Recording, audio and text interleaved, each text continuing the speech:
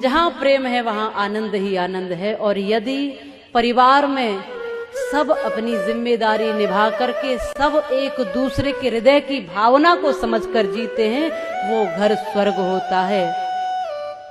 जैसा कि मैंने कहा भी था शायद कि आकाश में नहीं है स्वर्गों की कोई दुनिया। कहते हैं ना, मरने के बाद पिताजी के जाने के बाद लिखते हैं बच्चे, हमारे पिताजी स्वर्गवासी हो गए। अब ये तो पिताजी से पूछना पड़ेगा कि स्वर्ग गए कि नहीं। यदि वो स्वर्गवासी हुए और स्वर्ग इतना अच्छा होता है तो उन्होंने कभी आपको बुलाना नहीं चाहा कि आ जाओ भैया, वहां क्यों पड़े हो, ये बहुत अच्छी जगह है। कोई दूसरी दुनिया स्वर्ग नहीं है। जिन परिवारों में माँ बाप दुखी और आंसुओं से रो रहे हो वो घर ही नर्क है, और जिसमें माता पिता की सेवा होती हो, बच्चे संस्कारी हो, वो घर ही स्वर्ग है। और कोई दूसरी दुनिया स्वर्ग की नहीं है। आकाश में नहीं है स्वर्गों की कोई दुनिया। बेकार के भ्रमों में भटकी हुई है दुनिया। है स्वर्ग तो वहीं पर जहां मधुर मीठी वाणी, उस घर कभी न आए कोई भी परेशानी, जिस घर में एक दूजे की बात जाए माने। एक दूसरे को समझकर जहां लोग रहते हैं वो घर स्वर्ग होता है। और एक व्यक्ति भी अगर विपरीत विचारधारा का होता है तो रामायण उसका भी उदाहरण देती है कि क्या होता है। प्रत्येक व्यक्ति की, छोटे या बड़े, प्रत्येक व्यक्ति की उतनी ही जिम्मेदारी और उतना ही कर्तव्य है। बच्चे अधिकार की बात करते हैं, अरे पिताजी की संपत्ति पर मेरा पूरा अधिकार है, लेकिन पिताजी के लिए कर्तव्य क्या बनता है, थोड़ा इसको भी सोच लें।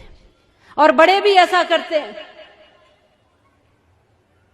अरे भाई पैदा किए हैं तो कौन सी बड़ी बात है, उनका भी एक जीवन है, वो भी एक स्वतंत्र सत्ता है ईश्वर की, वो भी एक वही तत्व है जो तुम है।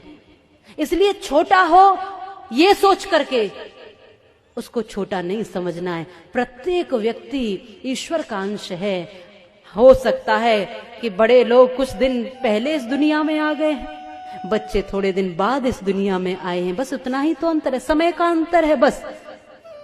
क्योंकि बड़प्पन तो व्यक्ति के कर्म से होता है। जो छोटों को भी गले से लगा कर चले, जो छोटों को भी संभाल कर चले, जो छोटों को भी उनका कर्तव्य बताते हुए उनकी भावनाओं को समझते हुए चले, वो बड़ा है, चाहे फिर वो कोई भी हो।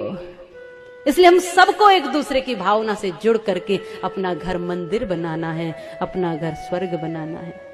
वो एक गीत गाती थी पहले, घर में महिलाएं माताएं गाती थी कि घर को ही मंदिर बनाऊंगी, कहीं बाहर न जाऊंगी। शायद आप भी गाते हो, पहले हमने सुना था कि सास अपनी को कौशल्या बनाऊंगी, ससुर जी को दशरथ बनाऊंगी, पति को मैं राम बनाऊंगी, कहीं बाहर न जाऊंगी। मैंने ऐसे कुछ शब्द गाती थी कि मैं घर को ही मंदिर बनाऊंगी, घर ही तीर्थ बन जाएगा। जब मैं देखूंगी तो दशरथ और कौशल्या के रूप में देखूंगी सास ससुर को, पति को देखूंगी तो राम के रूप में देखूंगी, और यदि मैं खुद पार्वती बनी तो भोलेनाथ के रूप में देखूंगी, और मेरा तीर्थ, मेरा मंदिर, मेरा घर ही हो जाएगा।